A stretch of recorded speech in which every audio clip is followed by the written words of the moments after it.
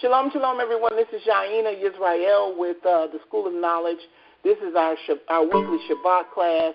We say shalom, shalom to everyone, and blessings and greetings to all of those. We just want to say that we are moving into our, we got Mikael on here. Shalom, shalom, Mikael. Hallelujah. Shalom, shalom. Wow, from the United Kingdom. We miss you. Anyway, I got distracted. I'm sorry, but we thank you all for joining us. This is our weekly Sabbath class. We look forward to everyone joining us in the class, and we definitely want to be a blessing. We hope that we've been a blessing, and we're going to move on to our topic that we were dealing with last week. I wanted to continue that topic so that we could go on and move into our deception, because this is all a part of the deception. Can I go ahead and read that real quick? Yes. Okay. In the compact Strong Hebrew Dictionary, it says a primitive root in compass, to encircle, encompass, described as a circle, draw around, making a circle around the earth. Okay. Like I said, everybody, I don't believe, I've never believed that it was flat anyway. They come up, the Gentiles come up with all these teachings, and they come up with all this stuff, and people gravitate to it because they sound so authoritative with it, and people believe it. So as we move into this, we'll see. It's all gonna come out in a minute anyway, So that's just the way it is. All right, so we dealt with the Tower of Babel last week and how the gods were chosen and the things and what happened to the gods being chosen. So I wanted to follow through with that because that follows into the story that we're trying to tell in the last days. Now, I'm going to warn you, please, some things I don't have the answer to. And when I put this together, especially close to the end, I know you guys is going to ask me some questions about some of the slides. I'm going to tell you up front, I do not know. Okay, so we'll make sure we get that together. And I don't have a problem saying I do not know, because when you go on the internet and you try to search some of this stuff out, and you see that these New Age Christians that have come up with this stuff have tried to mathematically put things together to find an answer, and nobody knows per se. They make it sound good, but nobody knows. So I just wanted to deal with that. Yah chooses Israel. Now, one of the things that I wanted to bring forth is this. Okay, here we go. It says appointment to the nations. Yahweh's dispersal of the nations at Babel and his reluctant disinheriting of those nations, giving them over to lesser gods. Deuteronomy 32:9, by contrast, states that the nation of Israel belongs to Yah alone. Does anybody have any issues with that at all whatsoever? No. Everybody understood that last week? Yes. Okay, good. That there were 70, how many nations was it? 70. It was 70 nations. How many languages did Yah transfer those nations into? 70. 70. So there were 70 nations. When at the Tower of Babel, everybody, it was 70 nations and 70 different languages. Some people say, and one of the ladies said, prove that. Well, when you go into the book of Genesis chapter 10, which is the table of nations, you get 70. All right, here we go. The number of the gods, when the Most High apportioned the nations as an inheritance, when he divided up mankind, he established the borders of the people according to the number of the sons of God. But the Most High's portion is his people, Jacob, his allotted inheritance. Now, that's a very powerful statement, because what does that mean? When you read that, what does that mean? What does that tell you? They have a personal connection with them? That he has a personal connection with the Most High. That we have one. That he chose us to be his people. Now, Chris, did you ever hear this in church? No. No, nobody ever sat down and said, you people are special because you have a personal connection with the Most High. Now, this happened a long time ago. Now, watch what happens. I'm getting ready to go into some more. I want to share this with you. Powerful spiritual beings. The idea that the nations were distributed to a group of powerful spiritual beings who became their gods was quite well known and widely accepted in the ancient world. So this was something that they knew, that there were other gods, and that these gods were distributed among the 70 nations and with the 70 different languages and 70 different people. But there's one group of people that he chose for himself, and that was Jacob. Jacob was the lot of his inheritance, right? So these beings were gods. And one of the sisters asked me last week, she said, did they go against Yah? And I said, well, yeah. Of course. They did. There was power involved. These people, they were supposed to be overseers and watchers of these nations. And something happened. Okay, watch. Here we go. The nation's capital, Deuteronomy 4, 19 through 20, and Deuteronomy 38, 8 through 9, represents two sides of the same coin. In Deuteronomy 32, 8 through 9, Yah apportions the nation to the sons of Yah. Here, however, Yah allots the gods to the nations.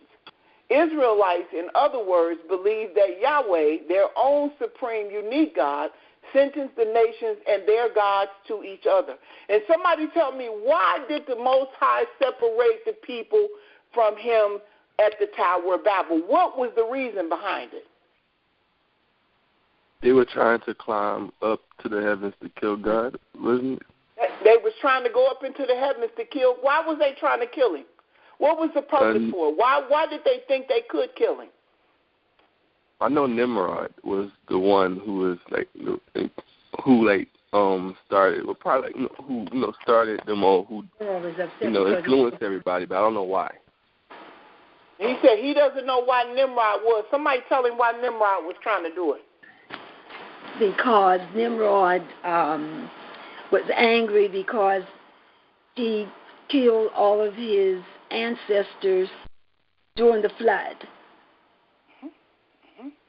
Can you repeat that, please? Right. Is that right? Yes, ma'am. He didn't hear you. He said, can you repeat that?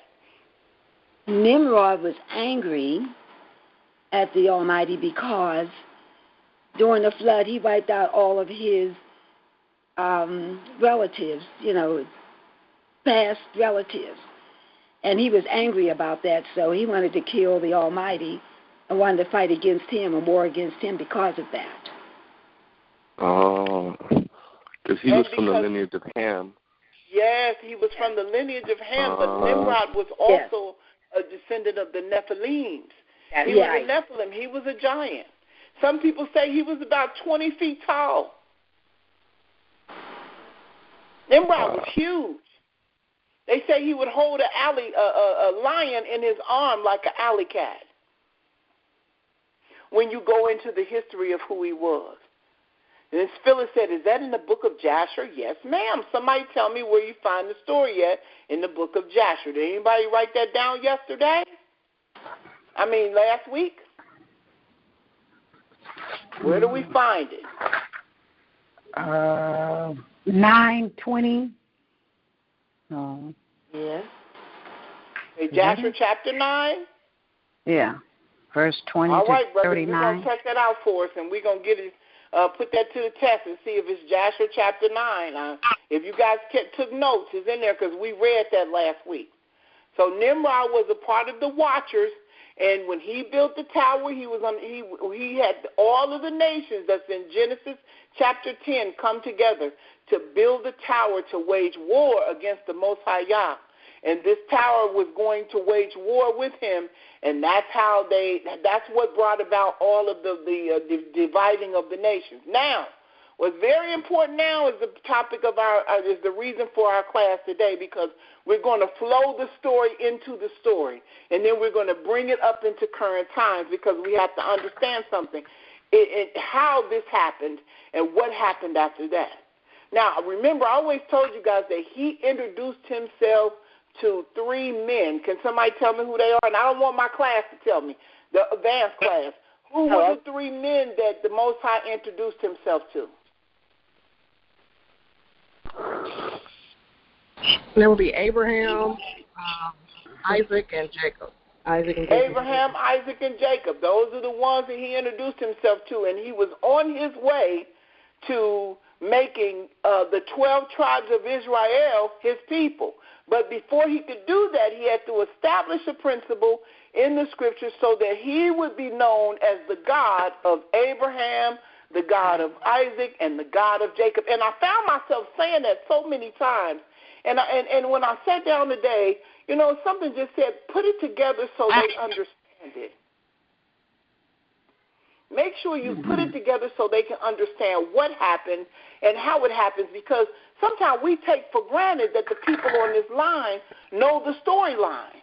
And a lot of people are coming out of Christianity who have never really read the Old Testament, or if they've read it, they couldn't put it together because they thought it was about somebody else. So what I want to do is I want to bring this into play first, and then I have a couple of questions that I need to ask you so that we can establish some things, because I don't really think we realize how important we are in this whole storyline. You know, people talking about the UN and the president of the United. Nobody is more important than us at this present time. And I think for me it's becoming even more prevalent that it's all about us. It is. And when you think about it and you understand just how important we are, you understand how imperative it is that we stay close to these scriptures and understand what Yah wants us to do. Because a lot of people take it for granted. They be like, oh, okay, so we the people, so what? No. But when I finish, I want you to tell me why this is so, why we're so important to the whole program itself. Because I could tell you, but telling you is one thing, but seeing it is something else. Because no matter how much knowledge you have and no matter how much you think you know, the Most High always brings you to a level where you say, wow, this is really serious. Yeah. You know? That's true. And to understand how serious it is and to understand what's really going on, guess what? To set the stage, when we stepped off of the slave ships, before we even got on the slave ships, they knew who we were. Yes. Before we even got conquered, they knew where we were. Yeah. Mm-hmm. And it was ordained that they would come and get us and bring us into captivity because of what we did to the Most High Yah. But imagine, not only did they know, the fallen angels knew, the Nephilims knew, the descendants of the Nephilims knew, the serpent seed knew, all of the people that were against us and their descendants knew who we were. And somebody asked the question, why we hate it so much? Because of this right here. This is more spiritual than natural than you'll ever know. Yes, ma'am. Because them gods, them same gods that came down with Yah to see what the people were doing at the tower were with him, and they were his consort or his counsel. Those same gods watched him choose a human people to be his people, and these are the people that he considers to be his.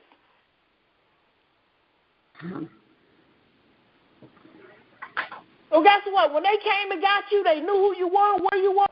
And when you got off them ships, I don't care what country you're in. I don't care where you're sitting at today.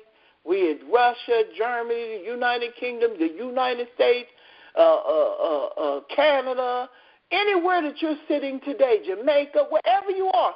He said he scattered us to the four corners of the earth. Guess what? A plan was in place when you stepped off those boats. You was public enemy number one. That's right. And the deprogramming started. Absolutely. It started. Yeah, we ain't going to tell them who they were. We're going to take their name from them. If it's any residue of their culture, if it's anybody who can tell the story, they killed all the people who could tell the story. And the ones that didn't know the story or the memory of the story had left from them, they reprogrammed us and gave us their names. When religion was waiting on us when we stepped off the boat.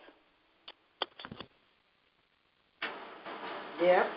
They presented to us religion so that we stepped off the boat, and they made us feel like we should be grateful to be able to come into their religions and serve their God. That's right. They put an image of who we thought was the God of the Bible in our face and said, this is him, and you're a Gentile. Be glad that he loves you.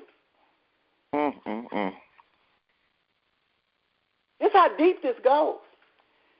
But guess what? Now we waking up. And everybody's starting to read the scripture, and they say, wait a minute, that ain't what we was, wait. Something is wrong. This can't be the story. Because this book talks about a people that he has chosen to be his own people. And then the more we go into the scriptures, the more we realize that the identifying markers to tell who those people are reflect on our story. It's our history. And it's like, well, wait a minute, we went through all of this. Now, wait a minute. Well, name one time in history where millions of people of one nationality was gathered together and scattered all over the earth. Nobody can do it. Right. It's never been a bunch of people except for the Negroes. Right. All over the earth. Mm-hmm. That is because of this right here, what we read right here.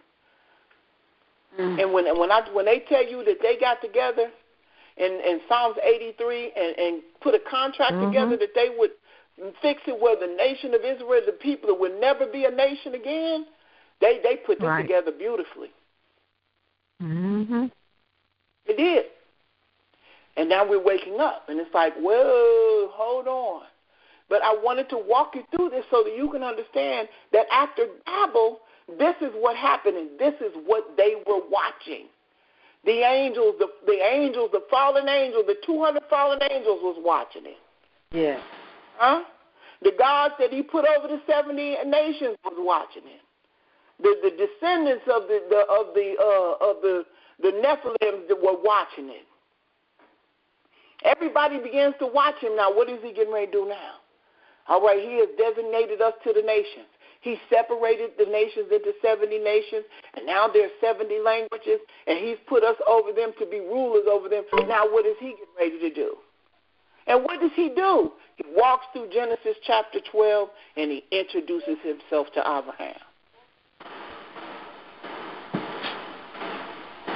So I wanted to share this with you so that you'll know, and keep in mind as we go through these scriptures that not only are they watching it, that all of their consorts are watching it, and they're putting it into their remembrance. So when the time comes for us to be sitting where we're sitting today, and for us to go through the stuff that we went through in our past, they're ready to pounce down on us with no remorse at all whatsoever. Have none. All right, here we go. Introduce himself to Abraham. It says, then in the very next chapter, he calls Abraham. Genesis chapter 12, 1 through 3. Effectively starting over in creating an earthly human family for himself. Watch. This is Genesis chapter 12. Somebody gave me, okay, here we go. It says, the Elohim, the God of the three. It says, now the Most High had said unto Abram, get thee out of thy country, and from thy kindred, and from thy father's house, into a land that I will show thee. Watch. He said, thy name great.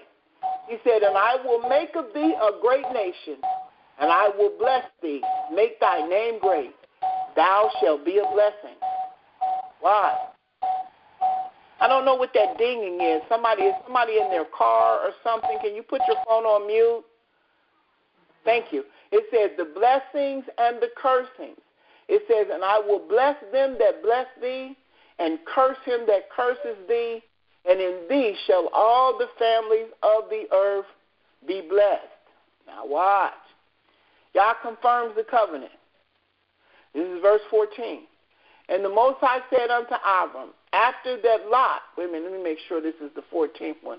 He said, and after that Lot, no, this I think, hold on just 1 minute, let me get this together because I didn't put a chapter in there. I'm pretty sure this is chapter 14, but let me make sure because I don't want to mess up. Anybody have any questions before I go doing all of this? No. You don't? Okay, I'm sorry. I didn't want to do this.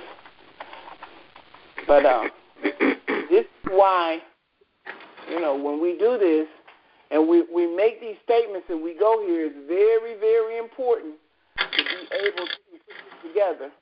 Okay, yeah, this is verse 14. Now, my apologies. We talking about verse 14 here. Here we go. Do this current scripture. All right, and he says, and the Most High said unto Abram, after that Lot was separated from him, lift up thine eyes and look from the place which thou art northward and southward and eastward and westward. Here we go. He said, for the land which thou seest to thee will I give it, and to thy seed forever. And watch what he says. He says, and I will make thy seed as the dust of the earth, so that if a man can number the dust of the earth, then shall thy seed also be numbered. Watch what he tells him to do. He says, walk the land. He says, arise, verse 17, walk through the land in the length of it and in the breadth of it, for I will give it unto thee. All right, now this is the establishment. A lot of people go before these different organizations in authority and say, the Most High gave us this land, and this is our land, and this is where we're supposed to be. This is what establishes the fact that the land was given unto Abraham. The land, what land is it that was given unto him? Hello? From the Holy Land that was inherited. Say that again? And Canaan. Somebody said Canaan. It's the land of Canaan. The land of Canaan was given unto the children of Israel through Abraham. All right, here we go. Genesis chapter 15. Now, this is where it establishes his heir, because there are some issues with the fact that he had, how many sons did Abraham have? 12. Two. He had two. He had two at first, right? Right. He had two at first. And then after he had those two, then he had children by Keturah. And there was a multitude of those as well. But this is establishing the heir that he put in place for Abraham. Now, I didn't want to go through all of the chapters because we would be here forever, so I'm skipping through some of these chapters, and now we're in Genesis chapter 15. Abraham's heir established, and it says, verse 14, he said, and behold, the word of the Most High came unto him, saying, this shall not be thy heir, but he that shall come forth out of thy own bowels shall be thy heir. And see, Abraham said, well, I don't have any children. You giving me all this land. I don't have any kids. He said, shall Eliezer, my servant, be my heir? And the Most High said, no, you're going to have your own children, and they're going to be your heir. Now, there's a battle going on right now because something happened that was never supposed to happen. Let's see. Now we're in Genesis chapter 17, verses 1 through 9, the token of the covenant. And when Abraham was 90 years old and 9, the Most High appeared to Abram and said unto him, I am the Almighty God. Walk before me and be thou perfect. Watch what he says. He said, between me and thee, and I will make my covenant between me and thee, and will multiply thee exceedingly. Yah talked with him, and Abram fell on his face, and Yah talked with him, saying, as for me, behold, my covenant is with thee, and thou shalt be a father of many nations. Neither shall thy name any more be called Abram, but thou shalt be called Abraham, for a father of many nations have I made thee. I hope you guys is writing this down, because you don't realize how important this is until you start talking to people and telling people, well, he's our God. And the Christians will tell you, well, no, he's everybody's God because he loves us all. And you're going to have to break this down and explain to them how he is our God. Right, here we go. He said, and I will make thee exceedingly fruitful, and I will make nations of thee, and kings shall come of thee. He said, verse 7, I will establish my covenant between me and thee, and thy seed after thee in their generations for an everlasting covenant. To do what? To be a God unto thee, and to thy seeds after thee. Now, mind you, the angels is watching all of this. He's having a conversation with some humans, and they said, well, wait a minute, what's going on here? He said, and I will give unto thee and to thy seed after thee the land wherein thou art a stranger, all the land of Canaan, for an everlasting possession, and I will be their God. That's man number one. Any questions? No. Someone has to put their phone on mute. It's a lot of feedback behind it. I don't know who it is. But it sounds like shh. It sounds really loud. All right, here we go. Verse number 9. And Yah said unto Abram, thou shalt keep my covenant, therefore, thou and thy seed after thee in their generation. Watch. Verse number 10. He said, this is my covenant which you shall keep between me and you, and thy seed after thee. Now listen, every man-child among you shall be circumcised. Is there anybody on the line that did not know that this was the token of the covenant between the Most High and Abraham? Everybody knew this? Yep. Yes. That's a good thing, because a lot of people don't. And guess what? There's some men that are walking around right now today that are not circumcised, that are a part of Israel. And to the men that are listening under the sound of my voice, when you look down and that you are appropriately done, you can thank your mother for that, because when we're in the hospital, the doctor asks the mother, Yep. do you want this boy circumcised or not? Now imagine, Abraham was 99 years old. He said, every man-child among you shall be circumcised. He said, and ye shall circumcise the flesh of your foreskin, and it shall be a token of the covenant betwixt me and you. Okay. And what does betwist mean? Between. Okay. Now, and I'm imagining that if you have not been circumcised, you have to be. I'm imagining. Brother Donia, can you answer that for me? Well, it's not too late. Abraham wasn't circumcised until he was 99. Okay. I'm just saying, you know. I mean, it's supposed to be done in the 8th day.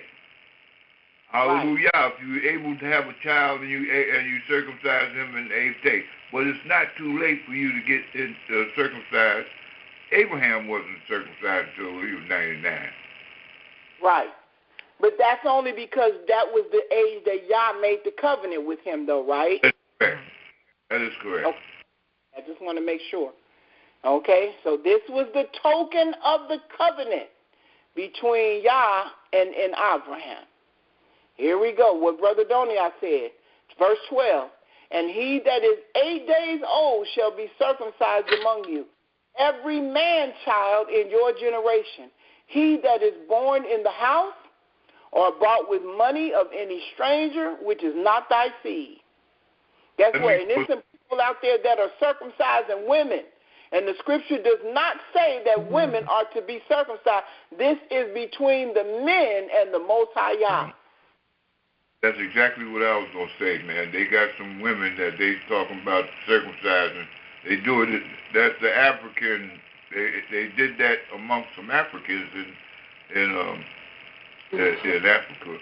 You understand? But that's not what it says. It talks about the men, period. Oh, mutilation genitalia? Yes, ma'am. Right. Yes, ma'am. Right. But are they doing? I don't think they're doing it to be in line with the Most High Yah. I think it's more of a punishment. You know, whatever reason, I don't know. I have no idea. I thought it was more of a custom. It probably was a custom too, for them. Yeah, but it has nothing to do with our custom with the Most High Yah. It says that he that is born in thy house and he that is born with thy money must needs be circumcised, and my covenant shall be in your flesh for an everlasting covenant. Watch, here we go, 14.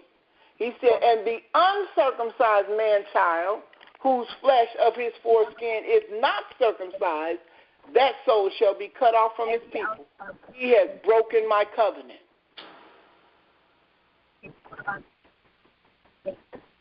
Watch, here we go. And Yah said unto Abram, as for Sarai, thy wife, thou shalt not call her name Sarai, but Sarah she shall be her name. And I will bless her and give thee a son also of her. Yea, I will bless her, and she shall be a mother of nations. Kings of people shall be of her. Any questions? No. No, not so far. Well, I have a question. Yeah, I have a question. So, what about those who, going back to the circumcision, men being circumcised, what about those that just have come into the truth that they're Israelites, or even those who say died and didn't know they were and wasn't circumcised? I guess, I don't know if that's does it make any sense? No, it doesn't. Our questions are, what do you say? Those people, say again, for those people who okay, for those who died and did not know about the covenant and did not know that they were Israelites, but just didn't know they were, Israelite and didn't know about the covenant. I don't know.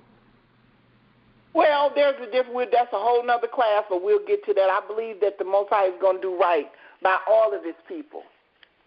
I believe that, like I said, I don't believe the story is over like everybody wants to make it believe. Right. That this is it, that this is the end of the earth, this is the end of the world, that this is all. I think we're rushing the story because we have to do some things, and in the midst of us doing some things, I believe in regeneration, as the scriptures say, and personally, according to the scriptures, and that's a whole nother lesson that we would have to teach at some other time. But I believe that those people who died and didn't know that they were Israel will get a chance to come back. Well, that was when your family. Yeah. I use the sense. I believe that. Okay. Because we have a lot to do. It's not over yet. I wish it was, but it's just too much to be done that we have a lot we have to do first. So I'll say that much, but we'll get into regeneration and not reincarnation, regeneration. And we'll get into that one day because the scriptures do talk about it, and we've done it before, and we'll definitely get into that again. Okay, but the people that are living, those that are living that are now, that are not circumcised, is that a requirement that they be circumcised? That's the question on the table. Yes, I believe if it's everlasting. I was going to say yes. They can get circumcised. Yes. Everybody agree that, yes, they should be circumcised so that they're in line with the covenant of Abraham, the Abrahamic covenant? Well, he said everlasting covenant, so that means yes. Yes. Okay. Just want to make sure, and let me say this, and Brother Donnie, I know what you're going to say, but please don't say it. Take your children to the doctors to get circumcised. Or go, if you're an adult, go see a doctor. Because, Brother Donnie, I grew up in the era where they had midwives to do it. And I'm not saying that the midwives don't know. Because I was looking into, getting a set of midwives to do it for us as we had our children, that they could be circumcised on the 8th day. But when I went to the Midwife Association, they told me that it was that they took it from them, that the medical association took it from them, and they put it back into the hands of the doctor, so you have to go through a doctor to get it done. And somebody say if your male child had medical problems at birth and could not be circumcised, that's a possibility, but if they've grown up and, there's a possibility that they can be, then they should be, according to the scriptures. Well, if I might add, say a comment. Yes, sir.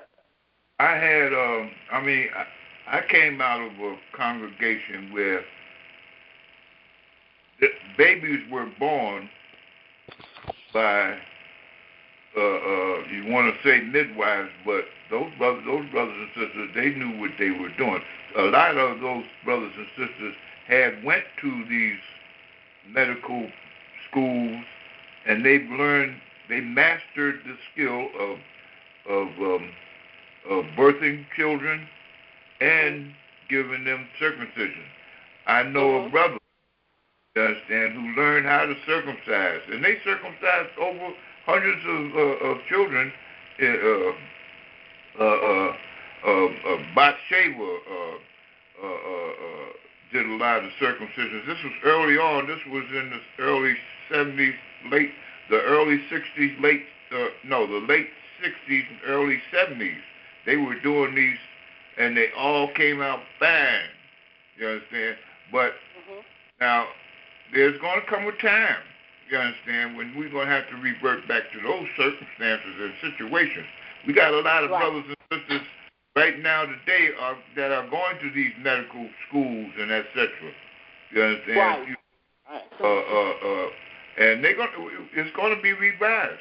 That's just my opinion. Well, I mean, I agree. As long as they're medically trained, what we're saying is we don't want anybody to go get a kitchen knife or a razor blade and try to do it yourself. Absolutely not. I haven't heard of anyone that during that particular time that had a problem in later years because of their circumcision. Not a problem. Right. I understand that. I know. Yeah, I agree with you. That was a beautiful thing. But you got to understand when we say stuff like this over the internet, it's all kind of people listening. People that are listening that are not quite all there. Some people are listening that have suffered from mental illness. The internet is open to everybody, so we try to give the advice that is sound so that people don't go out doing crazy stuff. That's all. I'm sure that the people who did it in your congregation were well trained and qualified, and the people took them there because they had confidence in them. I'm not saying that. I'm just saying just to be on the safe side. We encourage the people to go take their children to the physicians to get it done so that it's done appropriately and nobody cuts off the baby's penis. Yeah, well, see, there's another thing to that. Trying to do it in their kitchen. Yeah, there's another thing to that also is that, here we are, you understand, we're in a captive state. And do you actually want to put your child in the hands of our oppressor?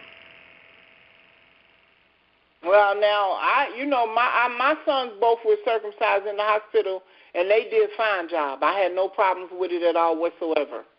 They're fine. They came about fine. So, right now they run the medical associations, and I just don't believe in backdoor medical things, but that's a whole nother topic. We will definitely have to address that at some point. But I'm sure, like I said, I'm sure that the people who did it in your congregation were well trained and the people trusted them, but today, right now, as we speak, looking at what we are being presented with right now, I just think that when the women go in to have the babies, they do it then. They don't wait 8 days. They just ask you that day when they're born, do you want your son circumcised? And I watched them do my sons. And I saw them do it, and I was there watching them do it. So, that would probably be the safest point at now. Now, if you're an older person and you have not had it done, that's a whole nother situation. I would definitely find a doctor because you're going to need some pain pills to help you heal. Mm-hmm. It's different when you're a baby and, those feelings are not as quite there, but as you get older, and that would be a whole nother story. You know what I'm saying? So I just wanted to say that. All right, let's see where are we now? He said, let's see, let me go back here. Got excited. Hold on just a second. He says, okay. He says, and I will bless her and give thee a son also of her. Yea, and I will bless her, and she shall be a mother of nations. Kings of people shall be of her. All right, here we go. Verse 19. My covenant with Isaac. Now, this is establishing the man number 2. And Yah said, Sarah thy wife shall bear thee a son indeed, and thou shalt call his name Isaac, and I will establish my covenant with him for an everlasting covenant, and with his seed after him. So this establishes that it first started with Abraham, and then when it went from Abraham, this is in Genesis chapter 17, it went from Abraham to Isaac. Now he's getting ready to introduce himself to Isaac. Here we go. Genesis chapter 25. Now Isaac is married, and he's praying because his wife is barren. Genesis chapter 25, verse 21 through 24. And Isaac entreated the Most High for his wife because she was barren. And the Most High was entreated of him, and Rebekah, his wife, conceived. And Rebekah asked Yah, verse 22, the children struggle together within her. And she said, if it be so, why am I thus? And she went to inquire of the Most High. So those babies was in there fighting. And you know yourself, sisters, when you have one baby in there that's moving around too much, that's a lot. But to have two, and they were struggling. So I guess she wondered what in the world is going on here. Watch what happens. Watch what the Most High tells her. The established order. And the Most High said unto her, 2 nations are in thy womb. 2 manner of people shall be separated from thy bowels. And the one people shall be stronger than the other, and the elders shall serve the younger. Mm-hmm. Any questions? No. Yes. Because a lot of people say that Jacob actually tricked Esau or tricked Isaac. But he really didn't, because the Most High already set the order. This is how it was supposed to be. Right. He just did what Rebekah did what she needed to do to make sure that this was brought out the way that the Most High wanted it. All right, here we go. Esau and Jacob. And when her days would be, yes. I want to know why was it that way? Why did they have to the oldest have to serve the youngest? Because that's how the Most High wanted it. That's how it was. That's how it was. That's how he wanted it. Okay. That's how he established it from before they came out the womb. That was established before they came out the womb. The story will tell you later on, you understand, that Esau was not going to be able to get the covenant because he was a hunter, and and he alludes to the fact that he didn't keep to the traditions. That's what it alludes to. Right. And it goes on to talk about how Jacob was a man around the temple, and not the temple, around the the community. You understand? He was all community orientated. You understand? So he was more apt to keep the traditions than Esau, because Esau was out hunting. Right. And it says, and when her days to be delivered were fulfilled, behold, there were twins in her womb. So she had twins. All right, now he's getting ready to introduce himself to Isaac. Here we go. He said, there was a famine in the land besides the first famine that was in the days of Abraham. And Isaac went unto Abimelech, king of the Philistines, unto Gerar. Now we're in Genesis chapter 26, verses 1 through 5, and then we're going to do Genesis, the verse 26. Here we go. And the Most High appeared unto him and said, go not down into Egypt, dwell in the land which I shall tell thee of. Watch. He said, sojourn in this land, and I will be with thee, and will bless thee. For unto thee and unto thy seed I will give all these countries, and I will perform the oath which I swear unto Abraham thy father. The Most High said, do what I tell you to do, and I'm going to do just what I told Abraham I was going to do through you. So now Abraham is gone. Now watch what he said. He said, and I will make thy seed to multiply as the stars of heaven, and will give unto thy seed all these countries, and in thy seed shall all the nations of the earth be blessed. Watch. So the landmass that we're talking about encompasses countries. It's not just that little slither of piece of land that they call Israel. It encompasses countries. That's why they all came together and made a tumult, a contract that we would never be a nation again. Because guess what? They are going to have to give up what? All that land. Their countries. Right. They have to give up their countries.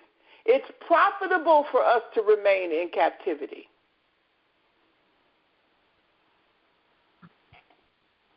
Here we go. Watch.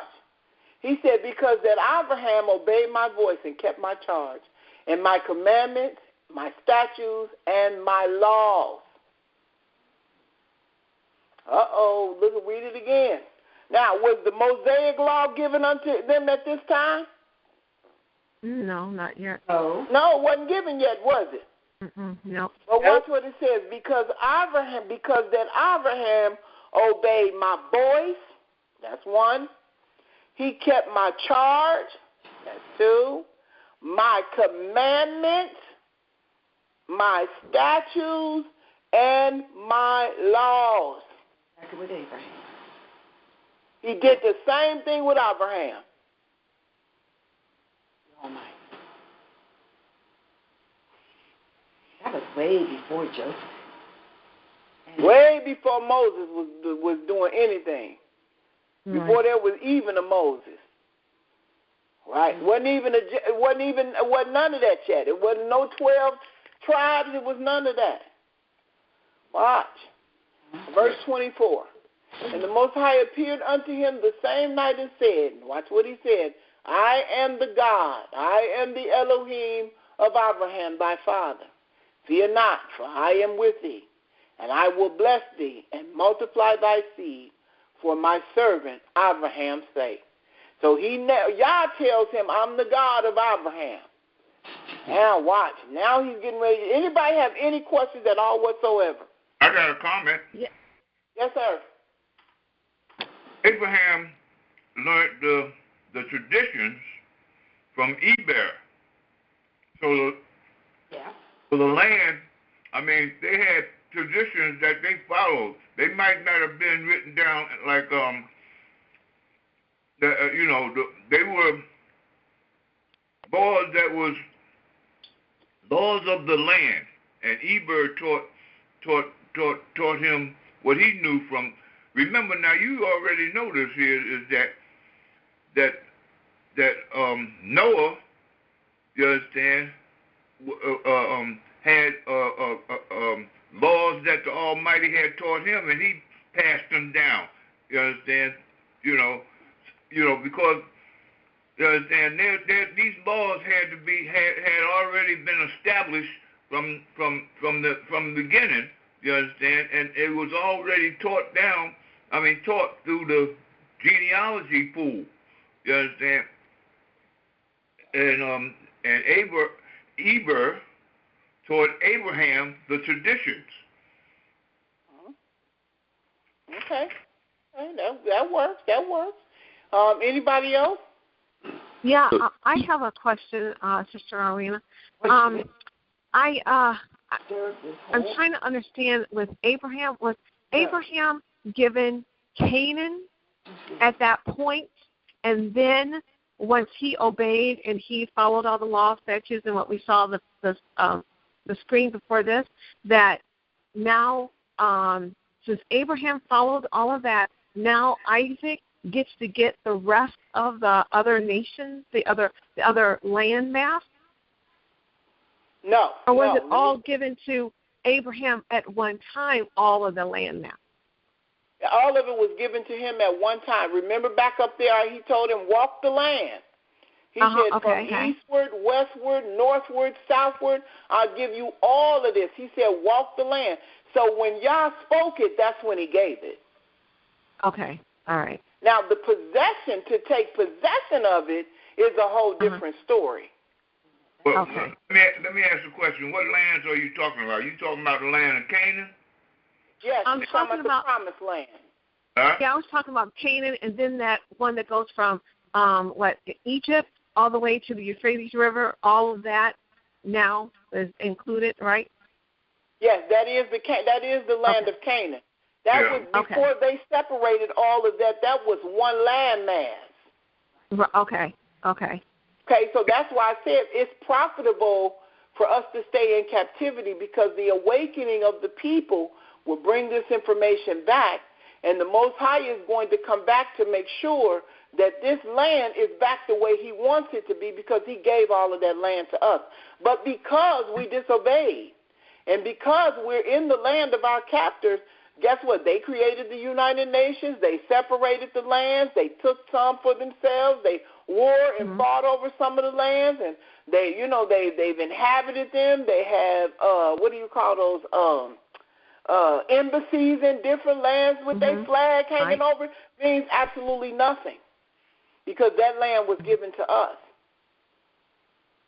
But because we were disobedient, now we're sitting in these lands, watching them in our lands fight each other, because that's all you see them doing now. It's fighting each other. That's all they've ever done, is fight each other.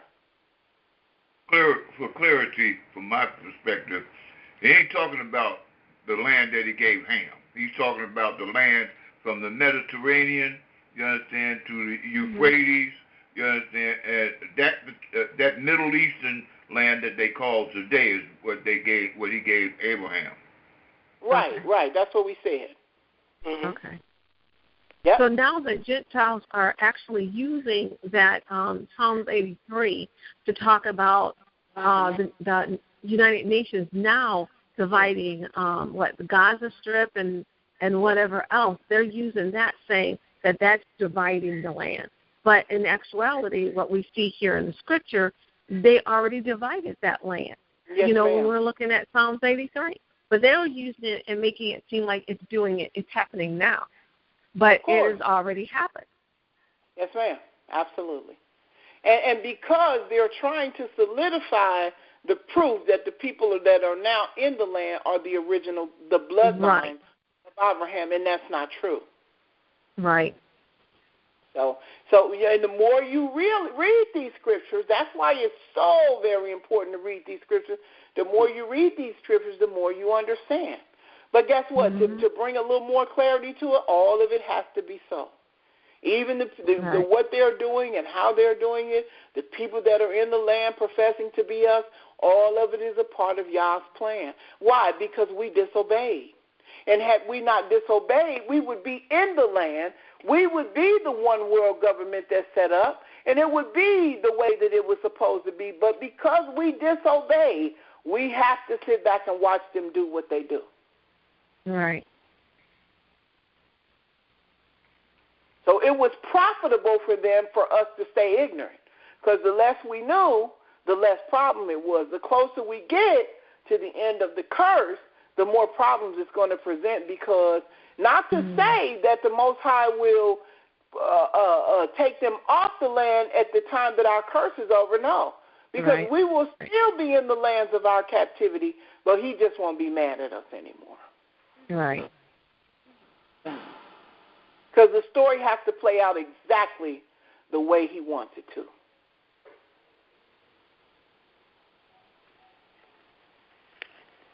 Mm-hmm. Isn't it something? Yeah. Wow.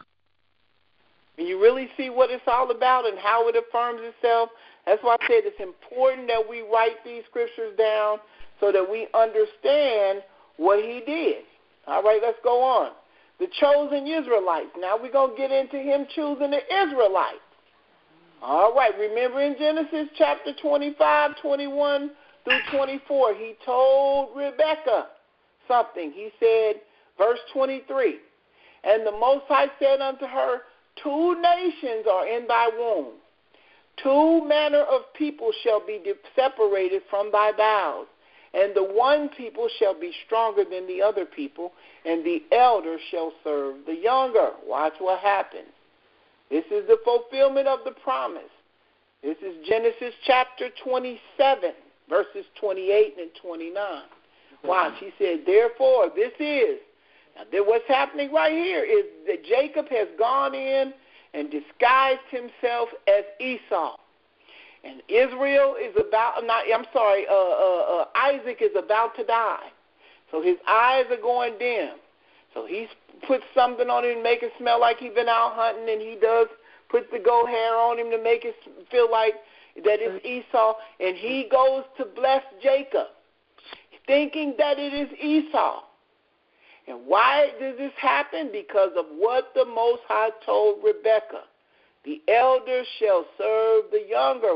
Listen to the blessing. Genesis chapter 27, verse 28 and 29. Therefore, Yah give thee of the dew of heaven, and the fatness of the earth, and plenty of corn and wine. Watch. He said, let people serve thee, and nations bow down to thee. Be Lord over thy brethren, and let thy mother's sons bow down to thee. Cursed be everyone that curses thee, and blessed be he that blesses thee. This is what Isaac spoke over Jacob before he died. Now, any questions at all whatsoever? This is what the Most High wanted him to do. Did he speak a blessing over Esau? Yes, he did. He spoke something. Esau came and afterwards, not knowing what happened, and broke down in tears. He said, I already gave him the blessing of the firstborn. I already did it. It's too late. He said, was there anything you can give me? And he did bless Esau too. But Jacob is the one who got the bigger blessing, the blessing of the firstborn. Mm-hmm. Watch what happens now. Hallelujah. Now it's time for Jacob. Didn't Esau in there somewhere sell his birthright too? He did, but I mean, all of that was a part of the process. You know, he sold it. He sold it to Jacob for some pottage. He did do that. Mm-hmm.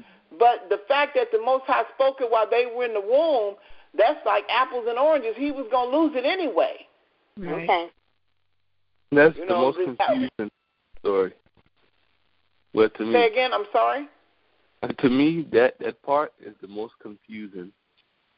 Why? Because he sold it to him, but you got to always go back to when she was carrying the babies and they were battling in her womb. He told him before they were born. He said, the younger shall rule over the elder. The elder shall serve the younger. That's how the Most High wanted it to be. So, even though they were out Jacob came, he was out in the field, and Esau was hungry and didn't have anything to eat and thought he was about to die and turned around and sold his birthright, it still was going to be that anyway, because that's how the Most High wanted it to be. You know, so everybody says, well, he tricked him. No, he didn't trick him. He just did. He played into, it's just like Esther. I have to keep bringing you back to Esther. Let's go back to the story of Esther. Same situation.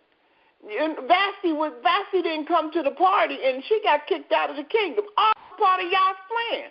Somebody said, well, Vashti didn't have to get kicked out. Yes, she did. Because the Most High knew down the line that Haman was going to set a pledge to kill all of the Israelites. So Vashti got kicked out, and then he gathered up all the women of the kingdom that were young maidens, that were virgins, to come in and be the queen to the king. All them girls came in there. It was just the filler story, because Esther was already chosen. Right. This was already laid out. The pottage and all that was just a filler story. Mm-hmm. He was going to fall in love with Esther whether he knew it or not. Because Yah's word will not come back void.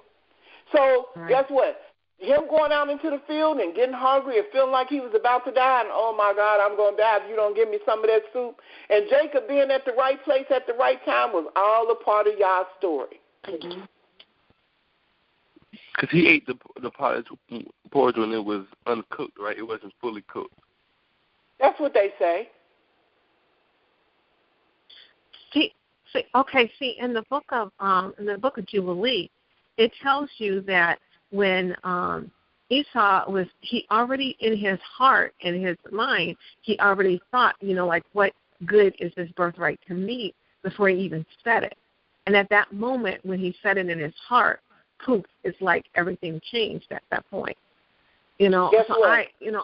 I heard the same thing about it wasn't cooked, and like, he's eating blood or raw or whatever. But in his heart, it changed, like, poof, right at that point. That's why, he talked, Yah talks about the heart, how the heart is. Because it just, at that point, at that moment, so I don't want this. This has nothing to do with me. It's just, this birthright. No, I'm about to starve. No, I don't care about this. Right. And now, guess what? That was for Esau's sake, because Yah had already spoken when the babies were in the womb, the order that it was going to be set. So that was just appease his mind. So that if they came back later and said he took it, he could say, no, you gave it to me. All right. Now, check this out. Now it's time for Jacob to meet Yah. So we're in Genesis chapter 28. We're walking down through the chapters of Genesis. Somebody tell me how many chapters is in Genesis. And don't look in the Bible. Just real quick. 60. Sorry, say again? I'm going to guess. 65. 51. It's 50 chapters in Genesis. 50. Oh, I was close. 50. All right, here we go. Genesis chapter 28. Jacob has a dream. And he dreamed, and behold, a ladder set upon the earth, and the top of it reaches to heaven. And behold, the angel of Yah ascending and descending on it. Watch what he said. And behold, the Most High stood above it and said, I am the Most High, the Elohim of Abraham thy father. I am the God of Isaac, and the land whereon thou liest to will I give it to thy seed. He's introducing himself unto Isaac. To Jacob. Here we go. Watch what he says. He said, and thy seed shall be as the dust of the earth, and thou shalt spread abroad to the west, and to the east, and to the north, and to the south, and in thee and in thy seed shall all the families of the earth be blessed. Watch. He said, and behold, I am with thee, and will go and will keep thee in all places whither thou goest, and will bring thee again into this land. For I will not leave thee until I have done that which I have spoken to thee of. Watch.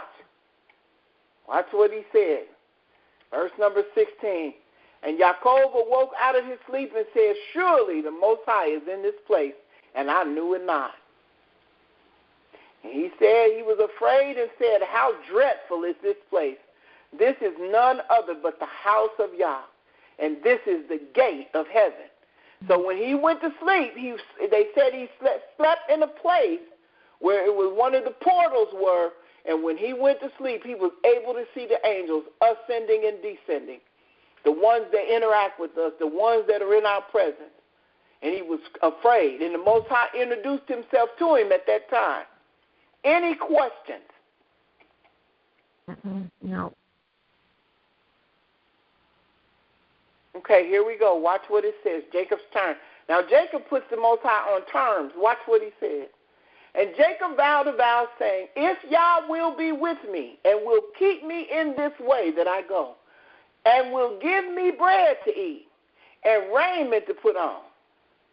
Watch. So that I come again to my father's house in peace, then shall the Most High be my God. Ain't that some nerve? He said, you make sure I'm fed and I got some clothes on my back. You good with me. Me and you, we going to do this together. And how many of us have said that before? I know I have. Yeah, I done said that myself. We done all said that before. It comes upon conditions. I need this, and this. You know, and the Most High let you talk, because guess what? He got some conditions too.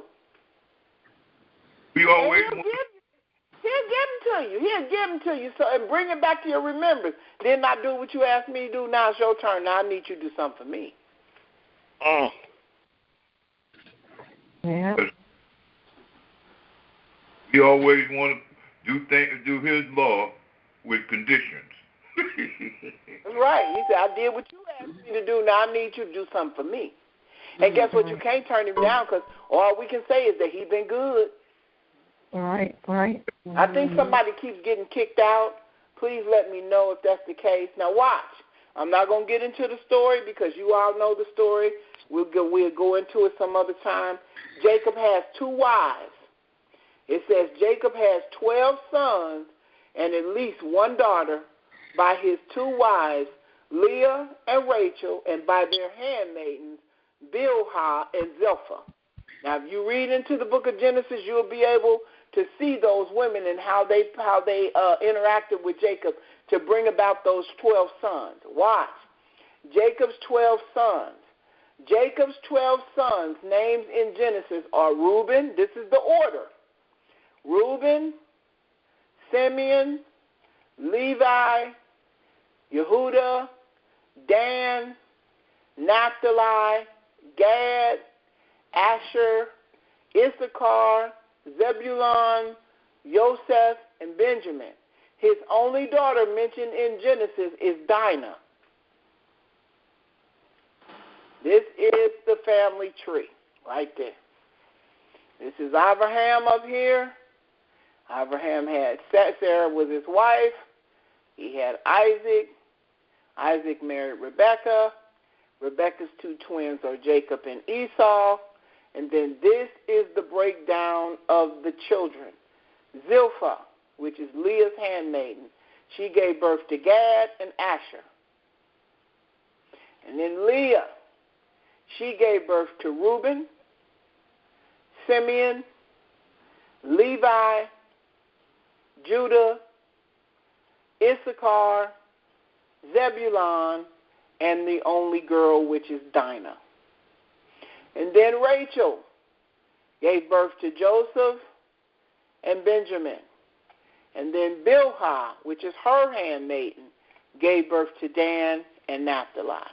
This is how the 12 tribes are made up. And these are the 4 women that gave birth. The 2 wives and the 2 handmaidens.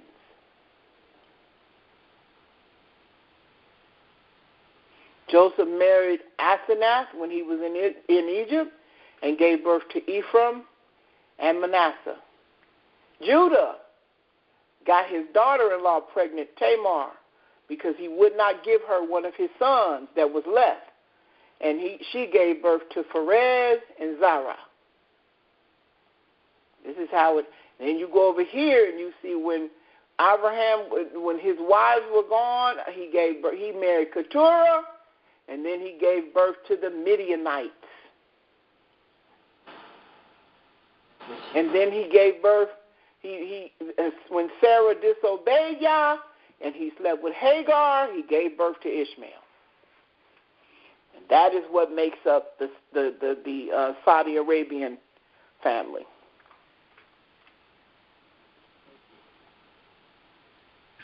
Any questions?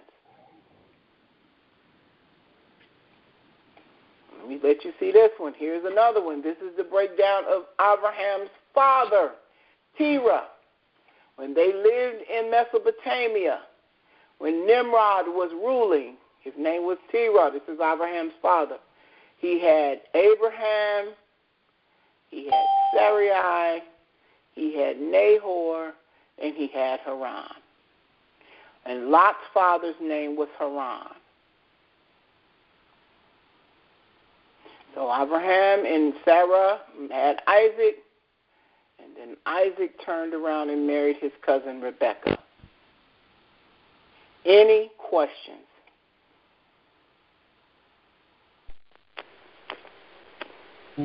So the Levitical priesthood came from Levi, Moses and Aaron, and the kingship came from Yehudah, which was birthed from Leah.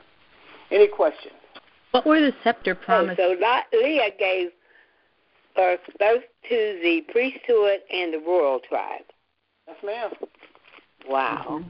Can we have a copy of that? those charts? Yes, ma'am. I can send it to you. You just email me. Send me your email.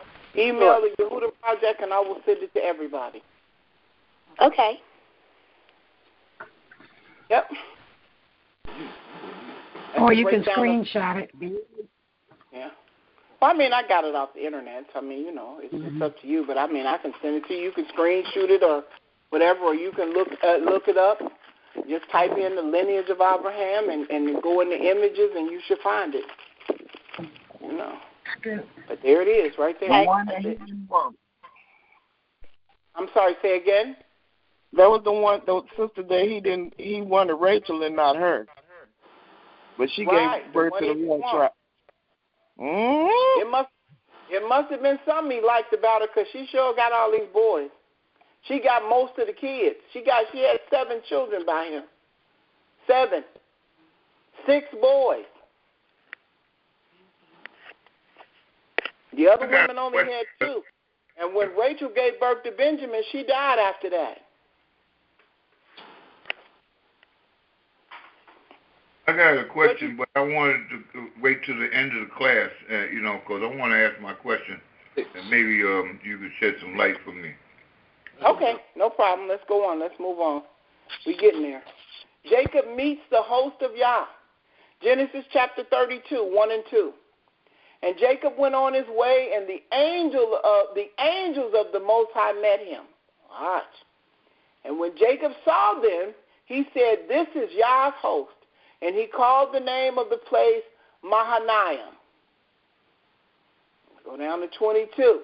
Mahanaim. All right, watch, here we go. The 2 wives and the 2 women servants. He rose up that night and took his 2 wives and his 2 women servants and his 11 sons and passed over the fort Jabbok. Now, the reason why there's only 11 is because Benjamin is not born yet. This is the story. Watch. He took them and sent them over the brook and sent over that he had. He sent everything with him. Genesis 32, verse 24. And Jacob was left alone, and there wrestled a man with him until the breaking of the day. He wrestled with somebody that looked like a man. Watch. And when he saw that he prevailed not against him, he touched the hollow of his thigh. And the hollow of Jacob's thigh was out of joint as he wrestled with him. Verse 26, and he said, "Let me go, for the day breaketh." And he said, "I will not let thee go except thou bless me." Watch. And he said unto him, "What is thy name?" And he said, "Jacob." Verse 28, and he said, "Thy name shall be called no more Jacob, but Israel. For as a prince hast thou power with Yah and with men, and have prevailed." This is when he changed Jacob's name. Watch. So when we say the children of Israel, we are talking about Jacob. Jacob's name was changed to Israel. That's why we are called the 12 tribes of Israel, because there were 12 sons. The 12 sons represent the 12 tribes. Watch. And Jacob asked him and said, "Tell me, I pray thee, thy name." And he said, "Wherefore is it that thou doest ask after my name?" And he blessed him there. And Jacob called the name of the place Peniel, for I have seen Yah face to face, and my life is preserved. He said, and as he passed over Peniel, the sun rose upon him, and he halted upon his hip. He walked with a limp. All right. He said, "Therefore the children of Israel eat not the she-new which shrank, which is upon the hollow of the thigh unto this day, because he touched the hollow of Jacob's thigh and the she-new that shrank." Any questions at all? Nobody have any questions? That's why that was Yah he was wrestling with, right? That's what I think it was. I think it was Yah. Because guess what? I think it was, because he changed his name. He gave him a new name. And that's one of the key indicators that make me believe that it was Yah, because Yah came into the presence of Abraham and changed his name. He told Abraham Sarah's name would be changed. And then he wrestles with Jacob and says, what is your name? And he said, my name is Jacob. He said, no longer will you be called Jacob, but you shall be called Israel. And that's why when we go to these biblical proofs to let people know that we are the children of Israel and no one else has access to the Most High, and we pull this scripture up here, Psalms 147, verses 19 and 20. 19, he showed his word unto Jacob, his statutes and his judgments unto Israel. And he says, and he has not dealt so with any nation. And as for his judgments, they have not known them. Praise ye the Most High. So that's why we come to those scriptures to let people know that in the event of things, that we have to be able to understand that he only introduced himself to three men, and that is Abraham, Isaac, and Jacob. Let me say this here. On the last slide you had, it said that he showed his judgments to Jacob and his what was that? And his. Sure, I'll back it up. Here you go. Right there. He showed his word unto Jacob. He showed his words unto Jacob and his statutes and judgments to Yisrael. So the word, the understanding, the traditions were in the land already. Yes, sir. Yes, sir. Yes, sir. This was before he gave the commandments to Moshe. They had a traditions that they followed, and each father of them taught the. That's how they kept the traditions. You understand? When Almighty said that you kept my word, you kept my commandments. You understand? He's talking about the traditions that was handed down. Yes, absolutely. Absolutely. And they were not given to the other nations. No, not at all. At all. It was a bloodline. See, you gotta know the bloodline that the Almighty dealt with. Even though they had sons and daughters. You understand? There were sons and daughters born unto Adam and Cain and Seth, and they were sons and daughters. But the bloodline was followed through Seth to Methuselah, all those people between Seth and Methuselah, and all those people from Methuselah to Noah.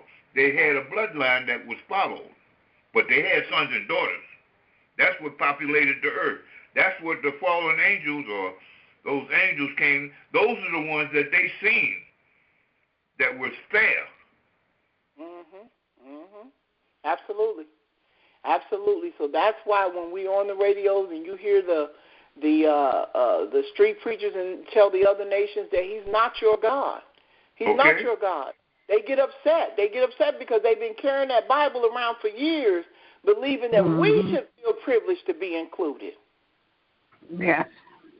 When he was our God all along. That is correct. Right. He only introduced himself to three men in that Old Testament, and that's Abraham, Isaac, and Jacob.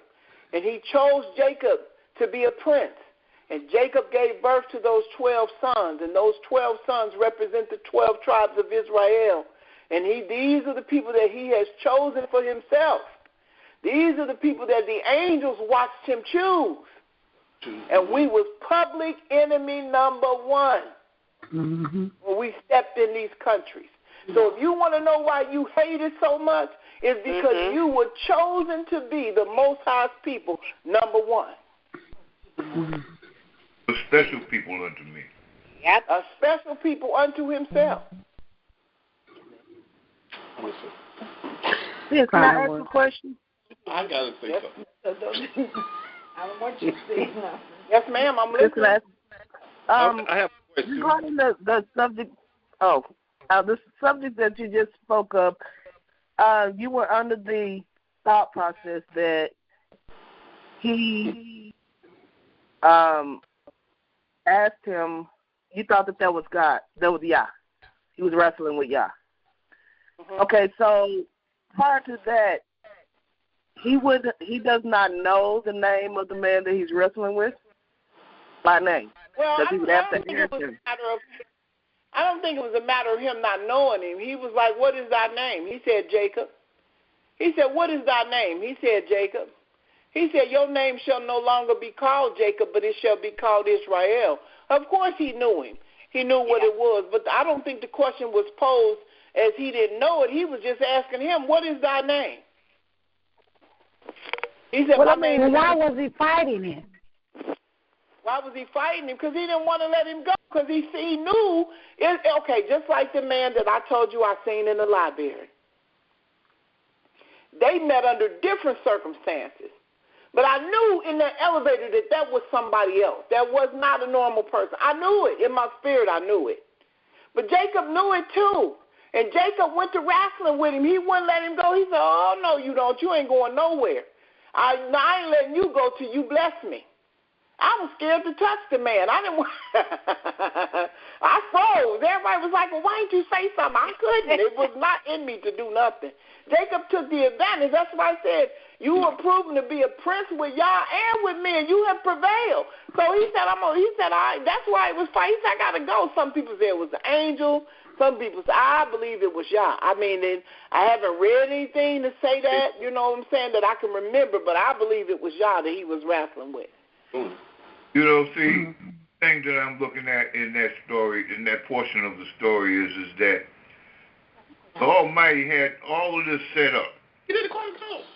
And it's a process that we had to go through. In order for us to get the story straight, all of this becomes the process of how are we going to be established as a nation. All of this stuff is part of the process that the Almighty, and we have to read this to understand what went down around that particular time. And in order for us to get the understanding on how all of this established, that's just my opinion. And you know what? And like I said, when you start to line yourself up according to the scriptures, the kingdom comes unto you.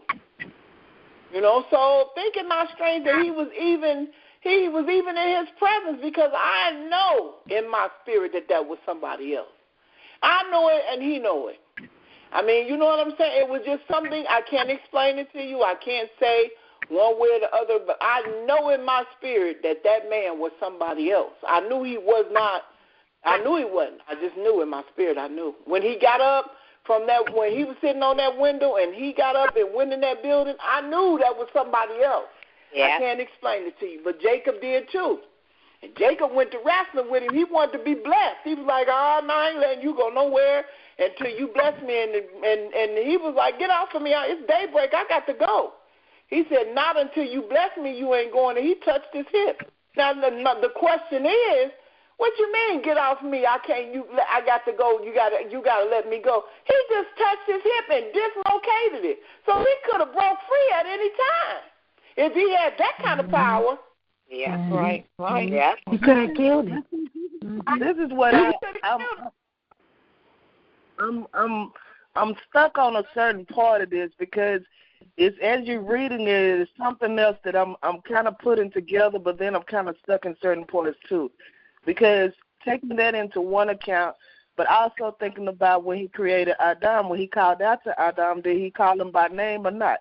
Because, you know, the thing about it is that maybe the correlation of him asking him his name was actually him making a bondage with him to give him his name. And the dislocation of his joint was the dislocation of them from all the other nations at the same time. I don't know. I don't know about that. I just know that the story says that, you know, just like he was like the man in the elevator. But because at that time, that was when he gave him his name, and they became a nation. Those you call by my name, because at that point it seemed as though he did not associate them as he associated them with us as a people, but not by a name. And it's at that point it seemed as though he took the name and joined it together, him and the us and him, and separating us away from the other nations. Well, you see what I'm trying to say? I do, but we haven't gotten to the surname yet. I haven't even gotten to that part yet. I'm just dealing with the fact that he renamed him Israel, that he changed his name from Jacob to Israel. You know, and I see where you're going with that. I do. I understand 100%. But just for the clarity of the people that's on the class, you know, we want to keep it kind of as simple as possible, and then as we work our way down into that, then we can get into that part of it. But he changed his name just like he changed Abram's name. It's just like if the man in the elevator had said to me, "What is thy name?" Just like you told me, you brought up a very good point when I was talking about the game of chess, and I was telling him, you know, I just don't know how to, that's one thing that I don't know how to do. And he said something that was very profound that I didn't even catch, but Sister Levia called it. He said, what's that thing that y'all use that you can play chess on? And I said, the computer? He said, yeah, the computer. Now, who don't know about a computer in this day and time? Right. Exactly. You know what I'm saying? Mm-hmm. So a lot of times things are said so that your identity is not revealed. As he said, I said, what you mean, the computer? He said, yeah, the computer. Why don't you play it on the computer? And I said, I have, but I said, and you know what? I won one time. I said, it shocks me. And I went to smile at him, and he gave me the most beautifulest smile that you could ever.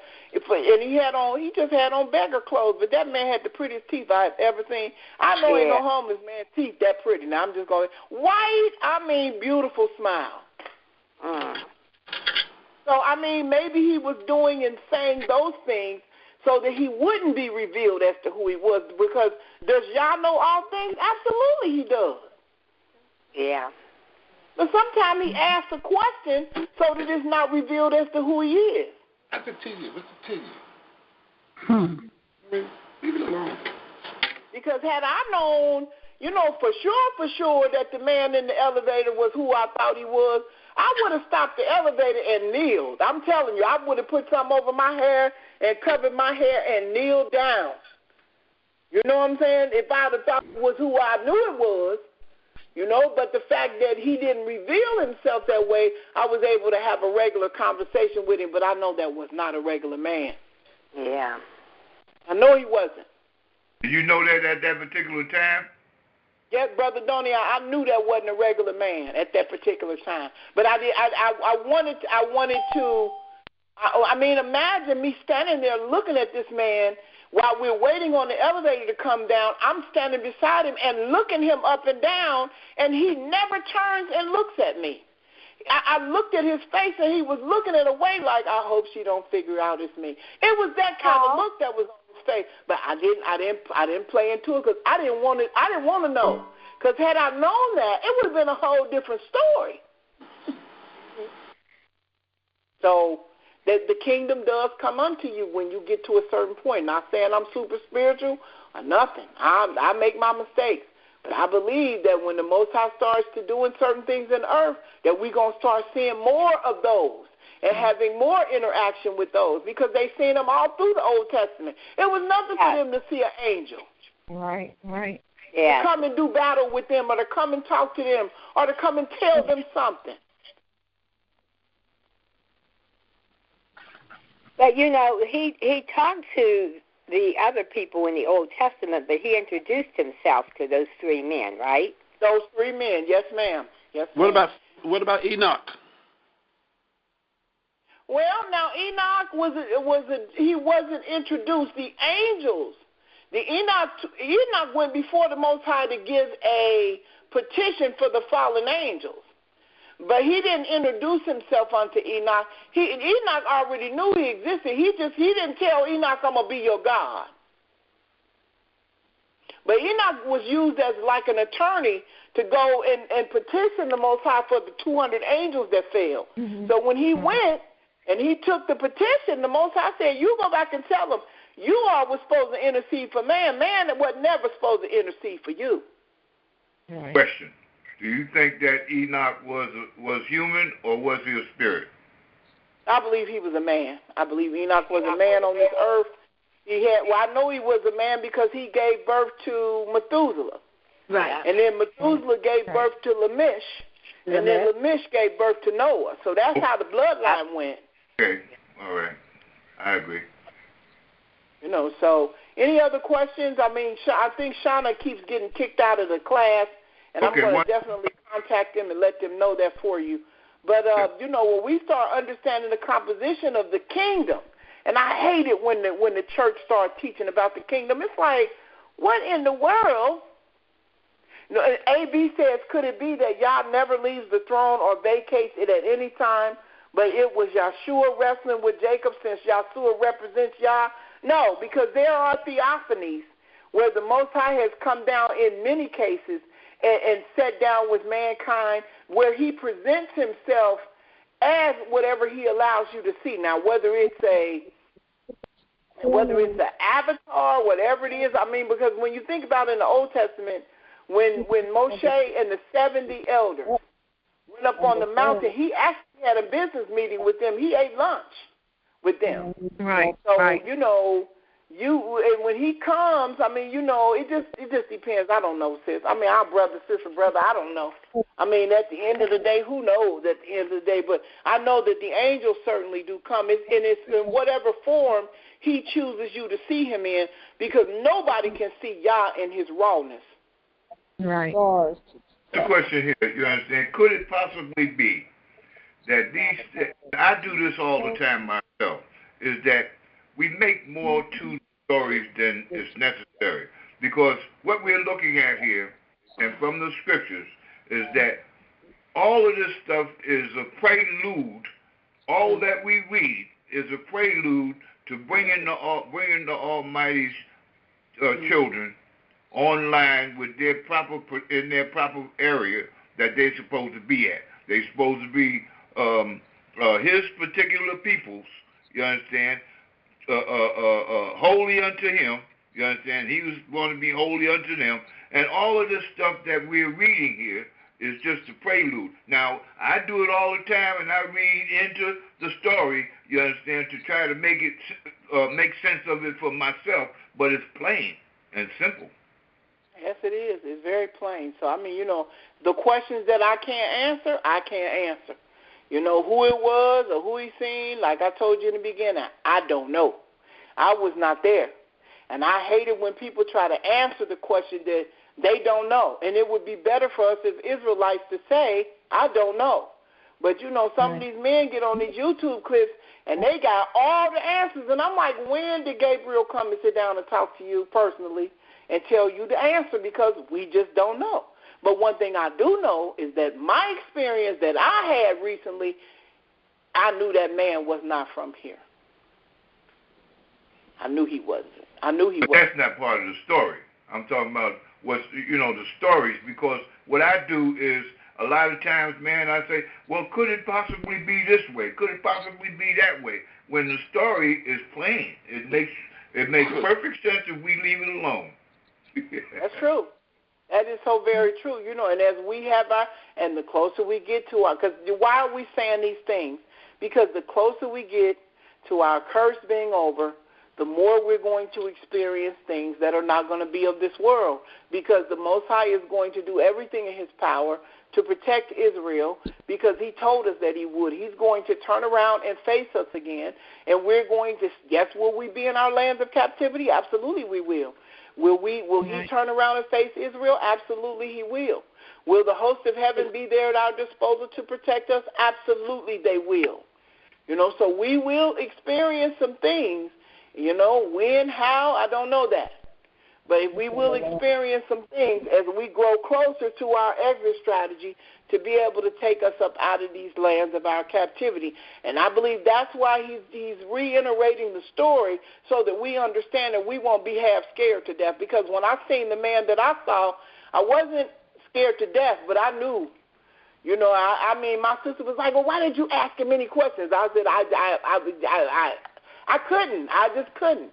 I mean, because I wanted it to be him, But if it was him, oh my goodness, what would I have done knowing that it was him? Well, how did this happen? How did he just, like, you just saw him and that's what happened? How did it happen? Let me tell the story. I definitely will. Let me end the recording because I know everybody out in the listening audience is going to be like, dang, she should have told the story. I'm ending recording right now. I thank you all for joining us. Our class is over at 5:30, so we have a few more minutes, but we will stay on here, and I will be able to tell you all the story. Thank you so much for joining us. Those that are in the listening audience, if you'd like to join us tomorrow, we will be on Blog Talk Radio Show tomorrow at 3:30 p.m. Eastern Standard Time, and the phone number is 718-664-9551.